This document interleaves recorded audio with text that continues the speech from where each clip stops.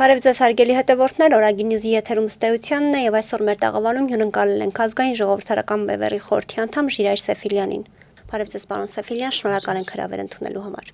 Շնորհակալ։ Սիրով։ Պարոն Սեֆիլյան, հոկտեմբերի 27-ի ահաբեկչության գործից անջատված մասի շրջանակներում որպես վկա հարցաքննվել եք, որի համար հիմք է հանդիսացել Սամվել Բաբայանի հայտարարությունները։ Համաձայն որի հոկտեմբերի 27-ից հետո դուք զանգահարել եք իրեն եւ խոսել ահաբեկչության մասին։ Սրան նաեւ ազգային ժողովում անդրադարձավ ԿՊԱ-ական Անդրանիկ Քոչարյանը։ Ձեր կարծիքով ինչու է այդ դեպքից արդեն 25 տարի անց Սամվել Բաբայանը հիշել այդ մասին եւ ինչու է 7 տարի իշխանության ղեկին նստած այս մարդիկ հիշել եւ ձեզ եւ հոկտեմբերի 27-ի ահաբեկչության գործը։ Նախ եւ առաջ պիտի դրամապանությունը հուշում է, որ որևէ հայտարարություն, որ կատարվում է եւ այդ հայտարարության հավաստիությունը ճշտելու համար դվյալ անձնավորության պետք է հրավիրեն, չէ՞ քննության։ Ինչու են ինձ հրավիրել։ Ձեր կարծիքով։ Ինչու։ Այսինքն ինչ որ փորձում են հետապնդել ձեզ, ինչ որ կերպ։ Առանց հավաստիությունը ճշտելու միանգամից ինձ են հրավիրում։ Կամ ինչու են ես թույլ տվեք ես ցես հարցեր տամ, հա։ Ինչու ձեր կարծիքով ազգային ժողովում այդ բարձր ամբիոնից այդ հարցը բարձրացրին։ Ինչու։ Առանց բարձրացնելու չէին կարող հրավիրել։ Ինչու։ Չունեք պատասխան։ Լավ չի որ չունեք պատասխան։ Հարցը անշուշտ եթե այսպիսի հնչեղություն չունենար, ես առասարակ չէի պատասխանել այս հարցին։ Գլխավոր նպատակը այս համագարքի, որի գործիքներն են տվյալ անձնավորությունները, անունները, որ թվարկեցիք, հերթական անգամ նրանք նպատակ ունեն մեր քաղաքական ուժը հրեշացնելու։ Նպատակը դա է։ Եվ ամբողջ հարցաքննության կանչելու գլխավոր խնդիրը, որ իրենք ուզեցել են լուծել, այն էր, որ հարցաքննությունից հետո բոլոր լրատվական միջոցները համարյա նույն վերնագիրը մի քանի լրատվամիջոց եթե բացառություններ անենք, որոնք չեն ենթարկվում այս համագարքին, որոնք շատ քիչ են, բոլորը նույն վերնագիրն են դնում, որ Սեֆիլյանը հոկտեմբեր 27-ի անջատված մասով կանչվել է ահաբեկչության մասով կանչվել է հարցաքննության։ Դրանց նպատակը դա է եղել։ Հիմա մենք որ շարունակում ենք այս զրույցը, արդեն մեկ ամիս է անցել, չգիտեմ ինչքան անցել։ Ըստ էության նույն ճրաղացին, այդ ճրաղացին չուր ենք լսում։ Բայց ինչպես ասեցի, եթե այսպիսի հնչեղություն չունենար այս գործը, ես չէի պատասխանել այս հարցին։ Վերադառնալով այդ ամենին, մեր համար այդ նորություն չի, թե ինչու ստիպված են եղել այսպիսի արդեն, հա, հեշտ չի, անջատված գործ, ինչ որ մեկին թելադրեն, նախ բարձրացայինի, դրանից հետո ազգային ժողովում բարձրացայինեն, սա ուրեմն այս ամենը եւս մեզ հուշում է, որ մենք գտնվում ենք, մեր երկիրը գտնվում է փոփոխությունների շեմին, հա, ներքաղաքական փոփոխությունների շեմին ենք գտնվում եւ իմ եզրակացությունը այն է, որ դա է պատճառը, մինչ այդ փոփոխությունը պետք է մեր քաղաքական ուժը հնարավորինս մեր ժողովրդի աչքին հրեշացված լինի, սևացած լինի, որբեսի փոփոխության ընթացքում մեր միջամտության ազդեցությունը մեծ չլինի։ Այս է։ Այսինքն Սամվել Բաբայանի հետ նման խոսակցություն չի եղել, դուք չեք զանգահարել նրան եւ խոսել ահաբեկչության մասին։ Գիտեք ինչ, այս մասին արդեն քանի-երորդ անգամն է մամուլով ես մանրամասնությունը տրվել է շրջանառության մեջ։ Ես կարծում եմ, որ այս թեման հիմա շարունակելով մենք շարունակում ենք մեր ժողովրդին եւ մեր երկրին գեղեցկո համագարքի ճրաղացին չուր լցնել։ Առաջարկում եմ այս թեման անցնենք առաջ։ Շատ լավ։ Պարոն Սեֆիլյան, կառավարությունը հավանության է արժանացրել մի նախագիծ, որով 20 միլիոն դրամի դիմաց կարող են ծառայել բանակում 1 ամիս, իսկ 18 միլիոն դրամի դիմաց 4 ամիս եւ 16 տարի լրացած հարական սեռի ներկայացուցիչները կարող են Հայաստանի Հանրապետության քաղաքացիությունից հրաժարվել 15 միլիոն դրամի դիմաց։ Ինչպես եք վերաբերվում այս նախագծին, ըստ ձեզ, սրանով փորձում են բանակն ավելի ուժեղացնել, թե հակառակը։ Նորություն չէ, որ այս իշխանությունները 20 թվականի նոյեմբեր 9-ից հետո ունեցել են որոշում մեր բանակը լուծարելու։ Եվ երբ հետևենք նոյեմբերի 9-ից հետո տեղի ունեցած գործընթացներին, դա 21 թիվ, 22 թիվ, կնկատենք, որ նրանք արել են փորձել բանակը լուծարելու։ Սկիզբը կրճատելու, հետո լուծարելու։ Բավական այդ կրճատումների ուղղությամբ նրանք ունեցել են հաջողություն, սակայն գլխավոր նպատակը կամ խնդիրը, որ իրենց առաջ տրված է եղել, հստակ կարող ենք ասել, թշնամու կողմից, նրանք առայժմ չեն կարողացել լուծել։ Թե ինչու չկարողացան, այդ ամենը մեր բացատրությունը հստակ է, դա աշխարհաքաղաքական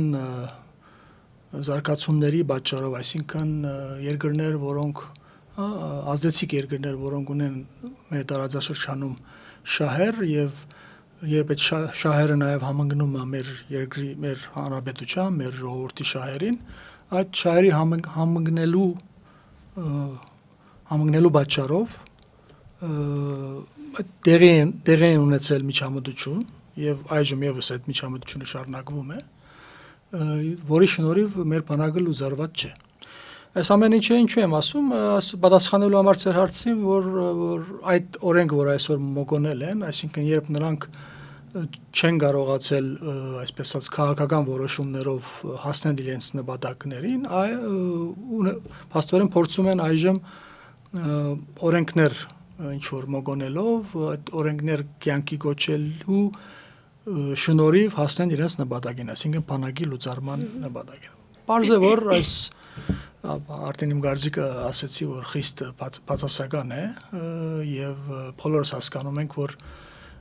երբ որ այս անարդարությունը արդեն սոցիալական անարդարությունը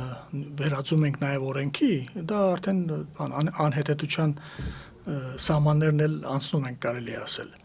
Բայց չենք զարմանում, քանի որ ասեցի, գլխավոր դրանց պատճառը որն է։ Զորօրինակ 23 թվականի հայտնի մեգուկեսօրյա Արցախում դեղ ունեցած պատերազմից հետո, երբ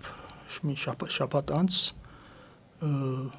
մեր ժողովուրդը ստիպված եղավ դուրս գալ, այսինքն ստիպեցին տարբեր ձևերով, կարծում եմ շատեր հարց տված պիտի լինեն, թե ինչու այդ օրերին Արցախից դուրս եկող բանակը, այնտեղ մենք Հայաստանի Հանրապետության զինված ուժերը այնտեղ ուներ բանակ։ Ինչու այդ բանակը լուծարվեց։ Հնարավոր չէր դուրս եկող բանակը, որոնք կայացած ստորաբաժանումներ էին, ավելի նույնիսկ փորձ ցերկ բերած, որ ինքը իրենից արժեք է ներկայացնում, հնարավոր չէր այդ ամբողջը Հայաստանում բաբանել։ Հնարավոր էր, ինչու չարեցին։ Արիտից օգտվելով նրանք առաջի քայլը, այսինքն քայլերից մեկը, գլխավոր քայլերից մեկը կարծում եմ դա կատարեցին։ Ես այս ամենը ասում եմ, որպես մարդիկ հասկանան, որ հնարավոր էր ոչ միայն նոյեմբերի 9-ից հետո չգրջատվեր բանակը, ոչ միայն նոյեմբերի 9-ից հետո ստեղծել պաշտպանական այնպիսի համագարկ, որը հաջորդող ամիսներին կամ տարիներին արդեն ադրբեջանական կողմը չհամարձակվեր այդ ոտնձգությունները, որ կատարեին։ Հնարավոր էր, այդ ամեն ինչը հնարավոր էր, այսինքն երբ որ դա չի արվում, երբ որ մինչև 23 թիվ սեպտեմբեր այդ ամեն ինչը նաև չի կատարվում, նաև մենք հասկանում ենք, որ Արցախի ժողովուրդը Արցախից դուրս բերելը պայմանավորություն կա, այսինքն Երևանը եւ Բաքուն պայմանավորություն են ունեցել հայության այնտեղից դուրս բերելու։ Եվ գկա ժամանակները, որ մենք ավելի մանրամասն մեր ժողովրդին կդեղեկացնենք ովքեր են եղել թերագադարները այդ մեր ժողովրդին դուրս դուրս մղման իրենց բնորանից, իրենց հայրենիքից։ Մի խոսքով այնինչ փորձում են անել, բնական է, նկարագրեցինք դա շատ վատ է եւ այս ամեն ինչը շարունակվելու է մինչեւ այն ժամանակ այս բադուհասները շարունակում են կառավարել մեր երկիրը։ Չնայած որ կառավարությունը հավանության է արժանացրել, բայց օրինագիծը չի այսպես դառնում օրենք, չի մտնում շրջանառության մեջ, որտեղ ՔՊ-ն այդպես էլ չի ընդունում։ Ինչ եք կարծում, արդյոք ՔՊ-ի ներսում եւս անհամաձայնություններ կան։ կան։ Նաեւ ինչքան հասկանում եմ, առանց շատ խորանալու կամ խորհրդակցելու իրավաբանների հետ, ինչքան հասկացել եմ, նաեւ դա հակասահմանադրական այնտեղ բաղադրություն կա այդ ամեն ինչի մեջ եւ այսինքն եթե հակասահմանադրականն է, այստեղ չի բացառվում, որ արտաքին միջամտություն եւս այս օրերին կարող է լինել, այսինքն եթե նոյեմբերի 9-ից հետո 20 թվականի իմ ասած, իմ մատնացույց արած հայտնի պետությունները միջամտեցին եւ թույլ չտվեցին լուծարել բանակը, չի բացառվում, որ այս օրենքի ընդունման դեմ եւս փորձեն խոչընդոտել, բայց մեջ հաշվով այս ամեն ինչը այս ընթացքը իօգուտ մեզ չի, նույնիսկ եթե այս օրերին այդ օրենքը հետաձգվի կամ չեղարկվի, մեծ հաշվով որևէ դրական վիճակ չկա, ինչպես ասեցի, քանի այս բադուհասներն են կառավարում մեր երկիրը, ամեն օր մենք մեծ հարված ենք շարունակելու ստանալ։ Ուստի բոլորս հասկանում ենք, որ գլխավոր խնդիրը օր առաջ այս ապիկարներին, այս թավաջաններին հերացնելն է մեր երկրի կառավարման ղեկից եւ ոչ միայն հերացնել եւ բաժելը եւ շատ խիստ բաժելը։ Անցած շաբաթ Հայաստան այցելեց Ռուսաստանի Դաշնության արտգործնախարար Սերգեյ Լավրովը։ Ձեր գնահատմամբ ինչ ազդակ ուներ այս այցելությունը։ Կարծում եմ հերթական անգամ աշխարհին ռուսական կողմը խնդիր ուներ ցույց տալու, որ այս տարածքը պատկանում է իրեն եւ իրենք մտադիր չեն իրենց ազդեցությունը այստեղ թույլատնելու կամ առավել եւս ընդհանրապես այստեղից հեռանալու։ Գլխավոր նպատակը դա էր, կարծում եմ, որտեղ մենք այսօր տեսնում ենք Ուկրաինա-Ռուսաստան պատերազմի զուգահեռ բանակցությունները որ տեղի են ունենում, դա միայն, ասենք, զինադատարի եւ միայն այդ խնդրի լուծման չի վերաբերում, դա առասարակ այդ առիթից օգտվելով մեծամեծերը ինչ որ նոր դասավորումների, աշխումների ժամանակներ ենք մենք ապրում։ Այս համատեքստուն դիտարկելով, ապա կարող ենք ենթադրել, որ գլխավոր նպատակը Լավրովի այն էր, որ ուզում է հասկացնի, որ նրանք Հայաստանը չեն զիջի։ Ինչու՞ չէ նաև նրանց այստեղի 5-րդ Շարասյան նոր երանտ տալու կամ որովհետև այս տարիների ընթացքում Ռուսաստանից այսպես ասած հույսեր պայպայող ակնկալիքներ ունեցող քաղաքական շրջանակները կամ չէ նաև ուղղակի ենթարկվող շրջանակների բարեհոգեբանական վիճակը լավ չի եղել էս մասնավորապես Արցախից դուրս գալուց հետո, որովհետև հայ ժողովրդի աչքի առաջ տեղի ունեցավ այն ինչ տեղի ունեցավ եւ հայ ժողովուրդը բացարձակ մեծամասնությունը այսօր հասկացել է, որ ադրբեջանա-թուրքական կողմի ճշնամության չափ նույն չափ Կրեմլի ճշնամությունն է արգա։ Եթե մինչև այս դեպքերը այդ մասին եթե բարձրացնում ենք, ընկալելի չէինք, մեծամասամբ չէին հասկանում։ Այժմ վստահ ենք, որ մեծամասնություն հասկանում։ Սակայն ինչպես ասեցի, նաև այս մտահոգությունից ելնելով խնդիր ունեն իրենք այստեղ իրենց շարքերը ամրացնելու, որպեսզի կարողանան շարունակել կառավարումը իրականացնել։ Սա չի նշանակում, որ այս դարիների ընթացքում նրանք այստեղ կորուստներ չեն ունեցել են, թուլացել են, բավական թուլացել են, ես կասեի, եւ նրանք ինչ որ չափով այսօր Հայաստանը կառավարելու ճգնաժամի մեջ են։ Եվ այս ընթացքում անշուշտ նաև պիտի փորձեն տարբեր ճարբիկ շրջանակներ առաջնահերթորեն գործող իշխանությունները նորից վերարտադրվելու իմաստով ինչ որ քայլեր անել, նորից խոստումներ տալ դարբեր կողմերի աշխարհակահաղական, որովհետեւ հասնեն իրեն գերես նպատակին։ Գուզեմ ասել,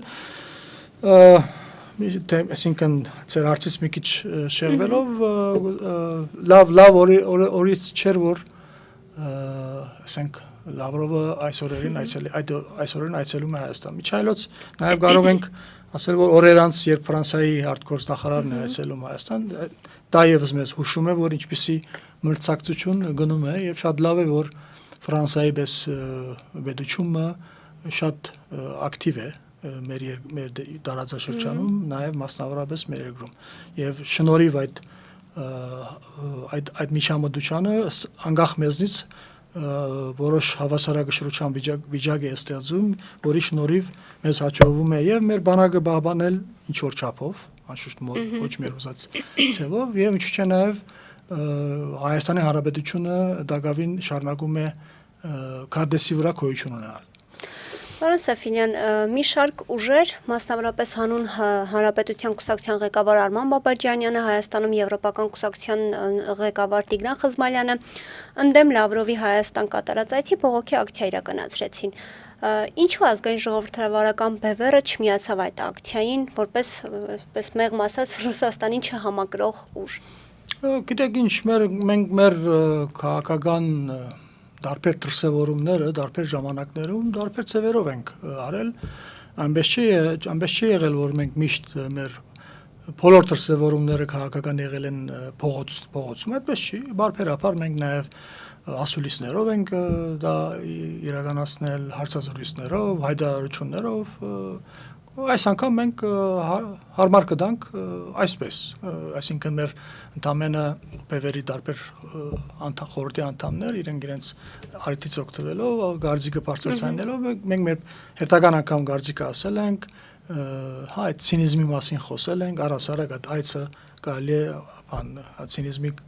գագաթնագետը համարել, այսինքն երբ հայ ժողովրդի նկատմամբ իրենք ինչպիսի դժնամական ցեղասպանական օպերացիա համատեղ իրականացրել իրենց թուրքական եղբայրների հետ, այդ ամենից հետո նրանք դակավին երես ունեն եւ այստեղ պաշտոնական այցեր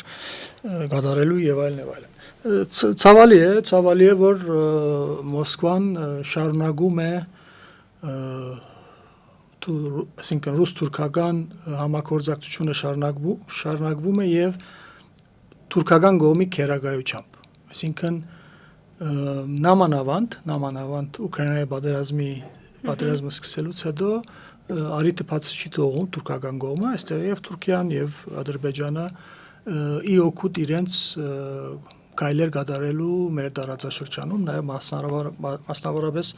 եւ Արցախում եւ Հայաստանում։ Ցավալի է, որ Մոսկվան Կրեմլը այդպես էլ այս մի քանի 100 տարիների ընթացքում երբեք չի փորձել իր սխալները ուղղել, հավանաբար իրենց կողմից որ դիտարկում ես բնականորեն մեր շահերը եւ իրենց շահերը չի համընկնում եւ այդ պատճառով առնվազն 200 տարուց ավել է հայ ժողովուրդը ոչ միայն մեծ վնասներ գրել Օսմանյան գայսրության կողմից, այլ նաեւ ռուսական գայսրության կամ սովետ միության կամ այսօրվա ռուսական ավելի փոքր գայսրությունից։ Նիկոլ Փաշինյանը այս փուլում ձեռնտու նախընտրելի ղեկավար է Ռուսաստանի Դաշնության համար ձեր գնահատմամբ։ Առայժմ որ հետևում եմ ես քաղաքական զարգացումներին, կարծես թե այդպես է եւ նրանք կարծես թե խնդիր չեն դրել, չեն տնելու նրան փոխելու, նրանք այստեղ նրանց կողմից վերահսկվող ուժերով փորձելու են կամ ավելի ճիշտ ցեվականացնելու են ընդդիմության մեծ ալիք բարձրացնելու,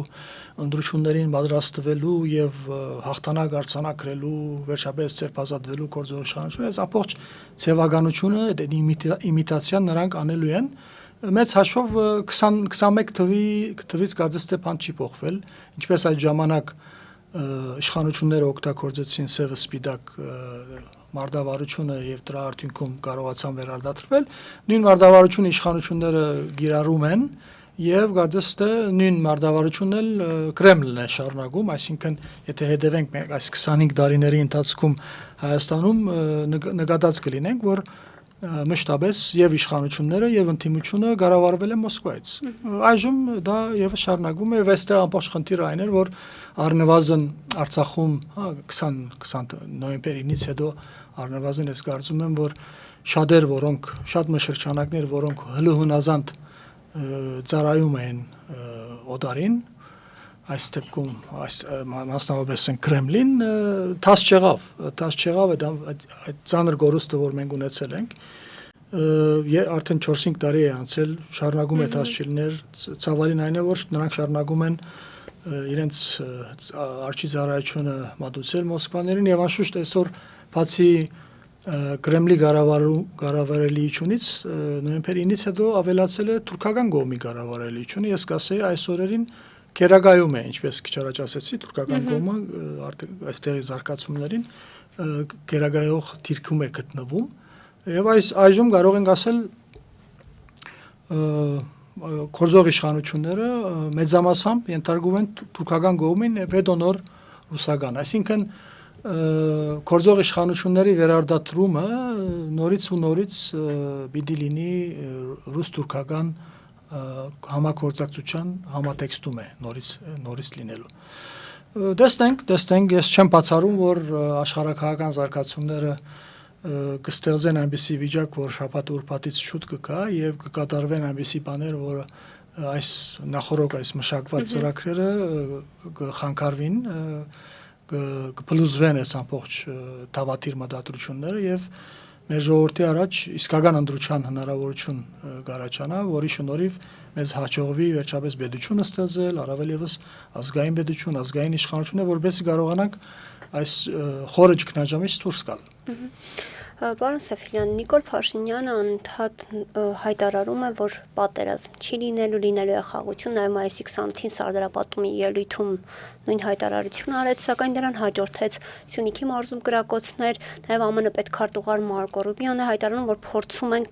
հայ-ադրբեջանական դարվածությունը կանխել։ Ինչի մասին է սա վկայում? Հայաստանի ղեկավարը նորից փորձում է հանրությանը, հայ ժողովրդին մոլորեցնել։ Անշուշտ, ճիշտ եք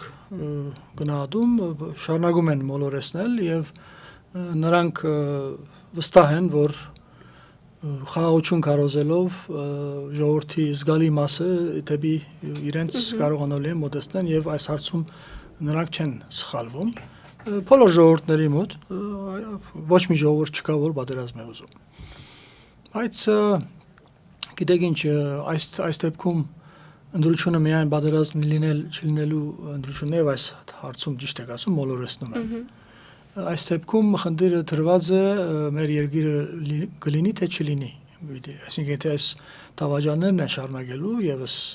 մի քանի տարի կառավարեն մեր երկիրը, բարձր դրանից հետո անկախ Հայաստան, ինքնիշխան Հայաստան չի լինելու։ Մեր խնդիրն է մեր ժողովրդին բացատրելու, որ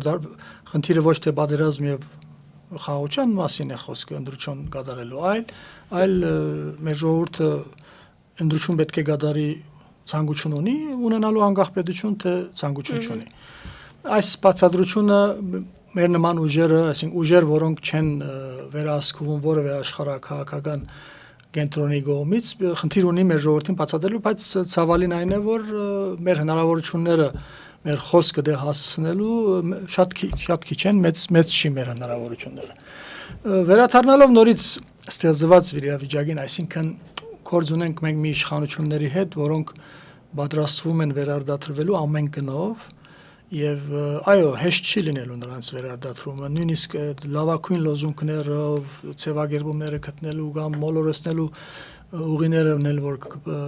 գտնեն, էլի շատ դժվար է լինելու, շատ դժվար է լինելու վերադադրվելը։ Եվ նրանք պատրաստ են ամեն ինչ, օրենք խախտելու, զորբայությամբ, բռնությամբ, այդ ամեն ինչը այդ նպատակին հասնելու։ Այստեղ խնդիրը հետևյալն է, որ ամեն ժողովուրդների մեջ քաղաքականապես գիտագից շերտը, ընդգծված ազգային շերտը բնականաբար փոքր շերտ է։ Մեծամասնությունը ասենք, ավելի շատ անդարբեր են լինում ազգի հերանեկարների, առավել եւս ռազմավարական նպատակների հետ կապված։ Այստեղ խնդիրը հետևյալն է, այսօրվա իշխանություններին հաջողվել է այդ փասիվ մեծամասնությունը իր մոտ տանելու ճանապարհը նա գտել է եւ հույս ունի փասիվ մեծամասնությամբ իր շուրջը հավաքելով նա նորից վերարտադրվի։ Սակայն կարող ենք ասել, որ հայ ժողովուրդը մեծ հաշվով գրագը չի ընկել այդ փասիվ մեծամասնության ցերկը։ Այսինքն եթե Թավաջան իշխանությունները օգտագործելու են փասիվ մեծամասնությունը եւ դրա արդյունքում Հայաստան պետությունը վերանալու է, ապա ակտիվ փոքրամասնությունը բարդավոր է իմիքալ եւ պատասխանատվությունը վերցնել եւ արդեն փասիվ այսպես ներողություն փասիվ մեծամասնության կողմ չնայելով ինքը իր գործը անի։ Ինչպես որ եթե պատմության, գնանք պատմության քիրգը բազմաթիվ փաստեր կամ ականադեսը կլինենք բազմաթիվ դեպքերի, երբ նկատենք փոքրամասնություններն են միշտ կարողացել ազգի ժողովուրդների, առավել եւս ազգի պահպանել, դվյալ երկրի անվտանգությունը, ժողովրդի ֆիզիկական անվտանգությունը, ռազմավարական անվտանգությունը լուծել, դա միշտ եղել է փոքրամասնություններ, ակտիվ փոքրամասնությունների ուսերին է եղել։ Այս անգամ եւս ես վստահ եմ, որ այդպես է լինելու։ Բարձրապես այդ ակտիվ փոքրամասնությունը, որը կարող ենք փակագծերը բացելով բացատրել բնույթը, որ քաղաքականապես գիտագիծ շերտը, ազգային շերտը պետք է իմիքա եւ օր առաջ այլընտրանքը ձևավորի, այսօրվա կորձող քաղաքական դաշտի այլընտրանքը ձևավորվի եւ ընդրությունը պետք է լինի ոչ թե սև սպիտակի, անցյալի եւ ներկայի, այլ պետք է լինի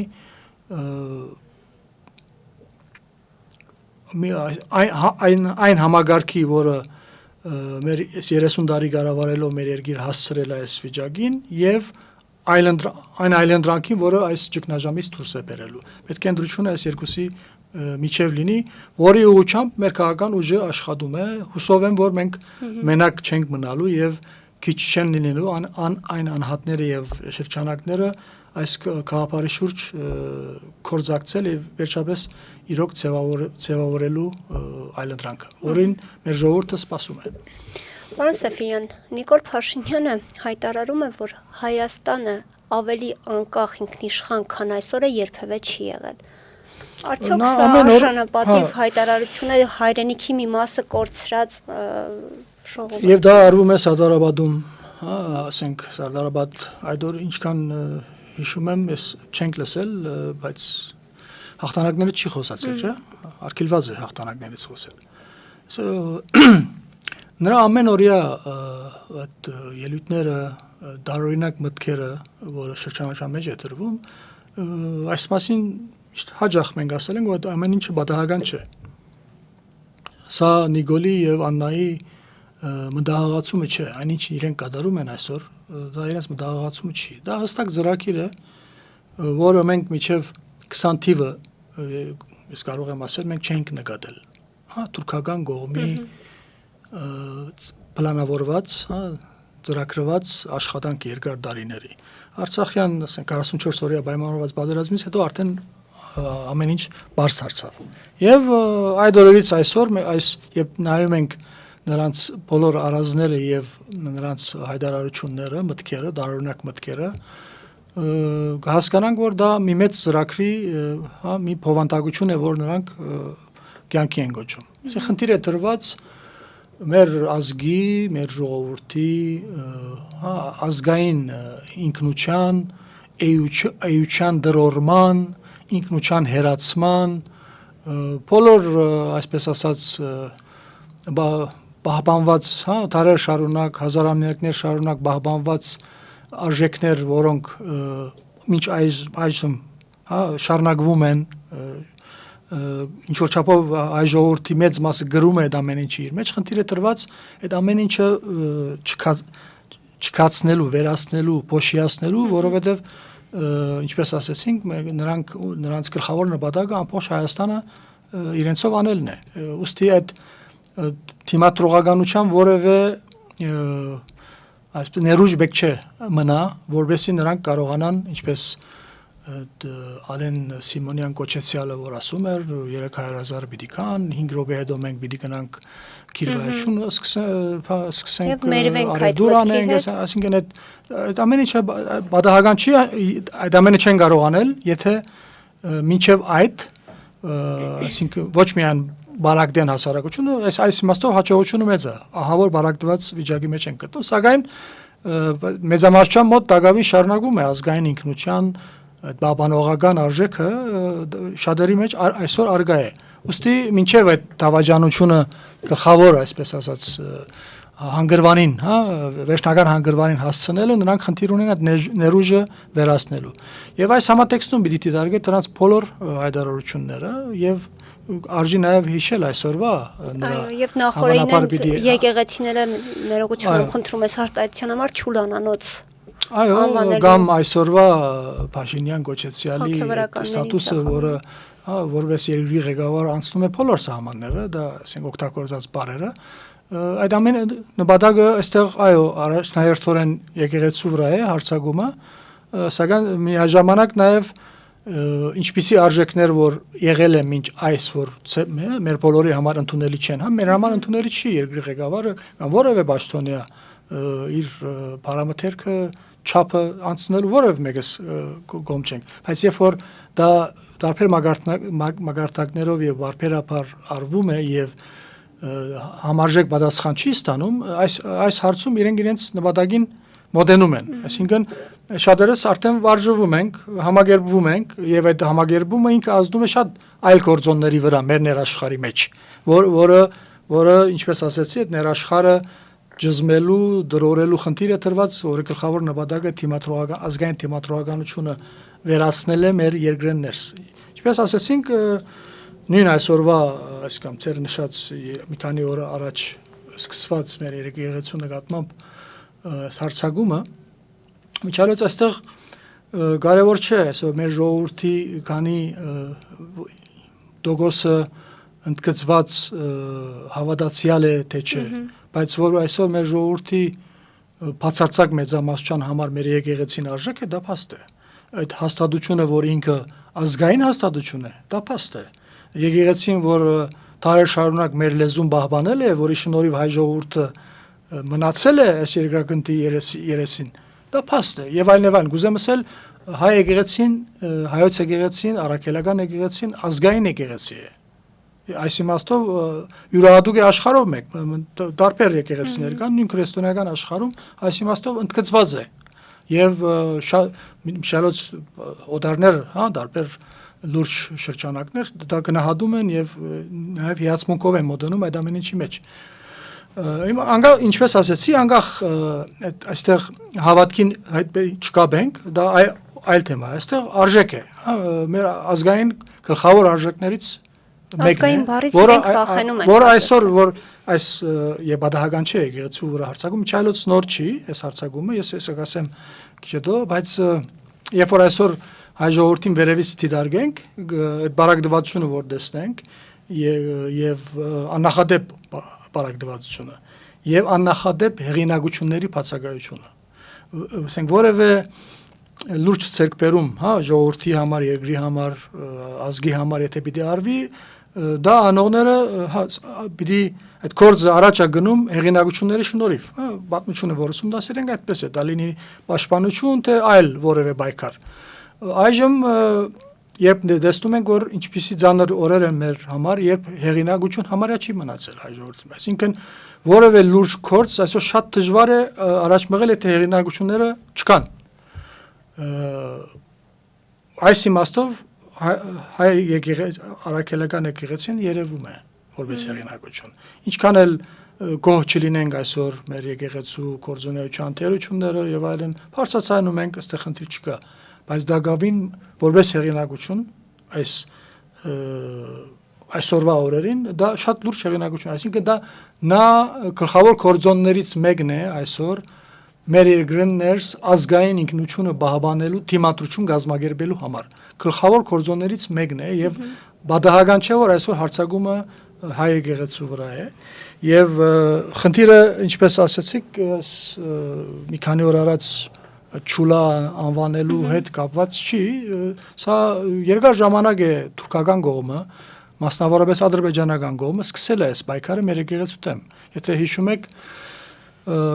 արդեն կարող է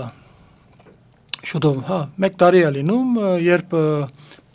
ադրբեջանական կողմը եւ Վատիկանում եւ Ադրբեջանում դարբեր միջոցառումներ անցկացնելով, նույնիսկ ներկաշելով ռուսական կողմին, քանի որ ինչպես ասեցի, թուրքական կողմը քերակա վիճակի մեջ է գտնվում քաղաքականապես։ Նույնիսկ Ռուսաստանը օգնում է նրանց այդ հարցում, դե ինչպես Բարտողոմեոս Քրիստոսի աշակերտներից դրա յուրացումը եւս, բոլորս մենք գիտենք, որ երկու առաքյալների հիման վրա է մեր եկեղեցին կառուցվել, ստեղծվել, հիմքը, հիմքերի հիմքն են ուզում մեր ցերից վերցնելով, սեփականացնելով Բարտողոմեոսին եւ առասարակ ամբողջ մեր քրիստոնեական ինչ հետքեր որ արգային այսօր իրենց ասելով Ադրբեջանում, դա յուրացնելով ասելով որ դա հայկական չի։ Եվ այս ուղղությամբ նրանք դարիներ շարունակ աշխատանք, ասենք պլանավորում է եղել է, բարձ է որ պատերազմից հետո այդ իրենց այդ ծրագրերը սկսեցին կյանքի կոչել։ Այս համատեքստում նաև պիտի դարգել է վերջերս նաև այս հարցակում, այսինքն սա 3 օրվա կամ 2 շաբաթվա խնդիր չէ։ Ուստի մենք հույս ունենք, որ մեր եկեղեցու պատասխանատուները, ղեկավարությունը իր մեջ ուժ կգտնե եւ կգիտակցի, որ այսօր ինչքան իրենց բարձ է, որ մենք նոր բան չենք ասում եկեղեցու թերակատարման մասին, մեր հոգեվորական ազգագիծներին, սակայն նրանք պետք է նաեւ հասկանան, որ քաղաքականապես այսօրվա այս ծանր վիճակի մեջ որ ենք եկեղեցու թերակատարումը ինչքան կարևոր, այս իմաստով եւս մեր եկեղեցին ունի անելիք, այսինքն այդ այլընտրանքը, որ պետք է ցևավորվի, քաղաքական այլընտրանքը, այդ այլընտրանքի ցևավորման աջակցման համարժեք պայմանները ստեղծելու, մթնոլորտը ստեղծելու հարցում մեր եկեղեցին մեծ դերակատարություն ունի։ Մենք հույս ունենք, որ նրանք վերջ-վերջո այդ այսպես գիտակցեն այդ եւ գմտնեն այդ ծանր բերի տակ։ Պարոն Սեֆինյան, եւ 2026-ին հերթական խորհրդարանական ընտրություններն են։ Եթե այնպիսի իրավիճակ ստեղծվի, որ ազգային ժողովրդավարական բևեռի ձայնը որոշիչ լինի, սակայն ընտրություն պետք է կատարել Ռոբերտ Քոչարյանի եւ Նիկոլ Փաշինյանի միջև, ում կմիանա ազգային ժողովրդավարական բևեռը։ Մեր ամբողջ խոսակցությունը այն մասին էր, որ մենք պետք չէ մոլորվենք։ Ցեր մատնացույց արած ընդրությունը կամ ուղին դա մոլորեսնող ուղի է։ Մեր ամբողջ չարչարանքը այն է, որ մեր ժողովուրդը հանգարց նորից այդ ոչ միտեղ չդանող երկընտրանքի առաջ չգանգնեցնեն, նաև այդ է պատճառը, որ մենք այն քաղաքական ուժն ենք, որ ասում ենք ընդրություններից այժմ չենք խոսում, մենք պիտի ձևը գտնենք, բանաձևը գտնվի, այլընտրանքը ցևավորվի, ժողովրդի գամքի բարդացմամբ նախ եւ առաջ պետք է այս թավաջանները հերանան։ Եվ այս ծանր ճգնաժամը դուրս գալը մենք չենք պատկերացնում առանց անցումային փուլի, առանց հակաճգնաժամային փոխանցության ազգային ծրագրի հնարավոր չէ մեր երկրի վիճակից դուրս բերել։ Ոստի առաջնահերթորեն Փաշինյանի հերացում, երկրորդ քայլը ուրեմն հակաճգնաժամային դրամապանությամբ անցումային փուլի ծրագրի, դա կլինի 6 ամիս, 1 տարի, թե 1.5 տարի, եւ նոր դրանից հետո ընտրությունների կազմակերպում, նաեւ պայմանները ստեղծել ընտրությունների։ Միայն այդ դեպքում արժի ընտրությունների մասին խոսելը։ Մինչեւ այն ժամանակ, որ դակավի մեզ չի հաջողվել թշնամուն հերացնել մեր երկրի ղեկից, թշնամու ներկայությամբ, թշնամին է կազմակերպող ընտրությունները։ Այս պայմաններում որևէ դրական արդյունք ով կարող է սպասել։ Այժմ մենք չենք խոսում 26-ի ընտրություններից, այժմ մենք խոսում ենք ասեցի ինչի մասին։ Շատ լավ, պարոն Սեֆինյան, գաղտնիք չէ, որ երկրորդ եւ երրորդ նախագահների թիմակիցների միջև այսպես լարվածությունը շարունակվում է, պահպանվում է եւ օրերս էլ պատիվ ունեմ խմբակցության падգամավորներից մեկը ասել է, որ Ռոբերտ Քոչարյանը վախենում է Նիկոլ Փաշինյանից։ Համաձայն եք, կիսում եք այս տեսակետը։ Դա ամբողջ բեմականացում է։ այդ ամբողջը բեմականացում է։ Ասեցինք, հա, քիչ առաջ խոսացինք իշխանությունները վերադադրվելու, Մոսկվայի ընդրությունը գարձես նորից իրենց ցերա դալիս, որ այս Թավաջանը մնա, շարունակի մնալ, քանի որ այստեղ հա թուրքական փաղաթրիչն է ավելացել, այլևս Մոսկվան չէ միայն որոշողը, հա ռուս-թուրքական համացայնությամբ է, որ վերադադրումը դեղի պիտի ունենա։ Կարող է բադայ որ Ռուսաստանը այլ տեխնաց ուզենար, սակայն եթե վերադառնանք իմ քիչ առաջվա ասած մտքին այն, որ այս օրերին մեր դարաձաշրջանում թուրքական գոմը քաղաքանաբես կերակայում է ռուսականին, եթե այդպես է, իմ ասած եթե ճիշտ է, առավել եւս այս ամեն ինչը բեմականացում է, այսինքն թուրքական գոմի ցանկությունն է պահպանել Փաշինյանին, ռուսական գոմը թեմ չի գնում ինչ-ինչ պատճառներով, իսկ մնացածը ամբողջ բեմականացում է, այս երբ որ տեսնում ենք քաղաքական դաշտ իբրև թե ճակերտների մեջ վերցնելով, դա լինի Քոչարյանի շարժուցևը, դա լինի Սերժի շարժուցևը, բոլորը այստեղ դերաբաժանված են, Քոչարյանը վերահսկում է դեպի ընդրություններ գնացող ուժերին բոլորին հասկացնելով, որ պետք է իր հետ կորձակցելով ընդրություններին մասնակցել, իսկ Սերժ Սարգսյանի գործառույթը այժմ այն շրջանակները, որոնք մտադրություն չունեն ընդրություններով սպասեն ընդրությունների, ունեն այն մտքի են, որ պետք է օր առաջ հերացվի այս իշխանությունը, Սերժի գործառույթը անե, որ ինքը լինի այդ դաշտը եւ վերահսկի այդ դաշտը, որը եթե հետևեք այս վերջի տարիներին, Սերժի գոմից դա շատ լավ հաջողվում է։ Անցյալ տարի հնարավորությունները որ կար, մենք տեսանք ինչպես այդ հաջողությունը եղավ։ Կուզեմ ասել այդ խոսույթը, որ այսօր իրար սևացնելով են զբաղված, իրար ինչ-որ վարկապեկելով են զբաղված, այդ ամեն ինչը Նիկոլ Փաշինյանի վերարտադրման ծրագրի մասնիկներ են ընդամենը եւ մեր ժողովուրդը պետք չէ խապվի, բայց ինչպես գիտեք, շատ լավ գիտեք, մամուլի, հա, ԶԼՄ-ների ազդեցությունը, քարոշչական մեքենաների ազդեցությունը չի կարող իր ազդեցությունը ունենալ եւ նրանք ունենում են որոշ հաջողություն, բայց ինչպես ասացի, մեր նման ուժերը դատապարտված են այս ամբողջ հոսանքի թեմ պայքարելու։ Եվ պարոն Սաֆինյան, ամփոփելով մեր զրույցը, ձեր թույլտվությամբ մի փոքր հետ գնանք մայիսի 9-ի դեպքեր, երբ որ Նիկոլ Փաշինյանը Մոսկվայում էր, Ադրբեջանի նախագահը Մոսկվայում չէր, բայց ադրբեջանական զորախումբը այնտեղ էր, հակառակն էր Հայաստանի պարագայում, ղեկավարն այնտեղ էր, բայց հայկական զորախումբը այնտեղ չէր եւ ռուս հաղորդավարը ներկայացնելով Նիկոլ Փաշինյանին իբրև թե շփոթում է անվանելով նրան Ադրբեջանի նախագահ։ Ձեր գնահատմամբ սա իսկապես պատականություն էր, թե այսպես ասած Հայաստանի ղեկավարին նվաստացնելու փորձ։ Նվաստացման փորձերը նոր չեն, կարող է լինի,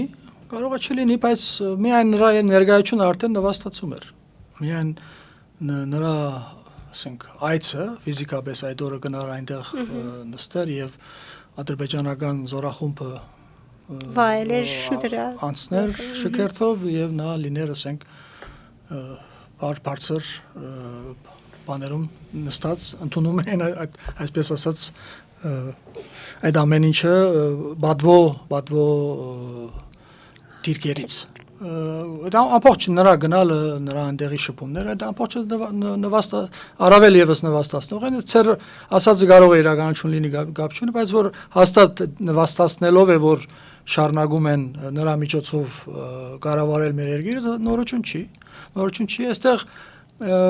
արժի հիշել Ալիևի ֆիզիկապես այնտեղ չգնալ եւ այդ օրերին նույն օրը, նույն ժամերին Ալիևը որտեղ է գտնվում է Արցախում եւ բացում է անում ինչ-որ անասնաֆերմայի, պատկերացնում եք, եւ այս մասին ադրբեջանական կողմը բարձրացնում է։ Այստեղ ես եւս մի անգամ ուզեցի այս փաստը եւս հիշատակել, բացատրելու համար, որ թուրքական կողմի քաղաքական գերագայությունը շատ ավելին է, քան ռուսականինը։ Այսինքն Ադրբեջանը հասել է արդեն այն մակարդակին, որ ոչ միայն չի մեկնում ֆիզիկապես, այն դեպքում, որ մենք հիշում ենք, չէ՞, ռուսական կողմը ինչպես էր խնդրում ում էր ուղարկել Բաքու օրեր առաջ մայիսինից հիշում եք չեք հիշում Չէ։ Ռուսիո պատրիարքը որ նաև Պատրիարքը Պարքևադրեց Ադրբեջանի կնոջը, նախագահի կնոջ, այո։ համոզելով, որ ամուսնուից խնդրում ենք Դա եւս համոզի, բացատրի, որ մեղմ ասած այդքան էլ ճիշտ քայլ չէր։ հենց Ռուսաստանը այսօր նվաստանում է, նվաստացել է Ադրբեջանի առաջ։ Ասած այն է, որ այս փաստերը եւս պետք է լավ շոշափի, իմանալու համար, որ հա Ռուսաստանը այլևս առաջար Ռուսաստանը չի, ինչպես մենք դարիներ շարունակ ասել ենք, որ նրանք հերանալու են տարածաշրջանից, ես դակավի մնում եմ այդ նույն կարծիքին եւ հերու չէ այդ ժամանակը, որ մենք ականատես ենք լինելու նրանց ազդեցության իսպար բացակայության։ Բայց այդ ամեն ինչը մեր համար հնարավորություն է, դրական հնարավորություն է, որովհետեւ կարողանանք ինքնիշխան ազգային պետություն ստեղծել։ Եթե մենք պիտի ցեկենի զալած նստենք, սպասենք երբ է հերանալու կամ որևէ այլ պետություն, եթե պիտի կա մեզ օգնի կամ չօգնի, դա սպասողական դիրքերում ենք լինելու, ոչ մի լավ բան չենք հասնում։ Ուստի վերադառնանք մեր ակտիվ փոքրամասնությանը, որը մեր ճակատագրի գերդողն է լինելու առաջիկա ժամանակներում։ Ակտիվ փոքրամասնությունը, որը ազգային է շնչում, դադարեցված է իմի քալու։ Մնացած բոլոր տարածայնությունները պիտի մի կողմ թրվեն, ովքեր շնչում են ազգային, սպիրկում լինեն, թե Հայաստանում լինեն, առաջիկա ժամանակներում պետք է իմի քանք եւ այդ իմի քալուց պիտի ծնվի